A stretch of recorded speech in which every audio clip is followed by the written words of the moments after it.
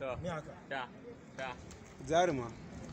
To ni dai gaskiya na ji daɗin wannan location, sai dai mu gode wa Allah, komai da komai yayi. Allah ya ƙara haskaka mana, Allah kuma ya yi jagora. Me za ka ce ɗan Fulani? Kai alhamdulillah. Wai ba ni ake aikin nan? Allah ya taimaka mana, Allah ya bamu abin da muke nema a cikin sana'ar mu.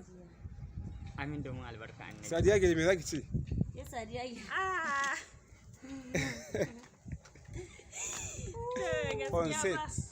Gaskiya dai babu abin da zan ce sai dai in ce Allah ya kai fim din nan har inda ba ku yi tunani ba, har inda wani bai taba taka kafan shi ba. Amin. To amma ai ni ce guntuwa. Sai ai kasa. Ni an boye ne ma. Muna godiya To sai da masoya da wannan shirin namu da kuke kallo ɗaya cakwakiyar masoya.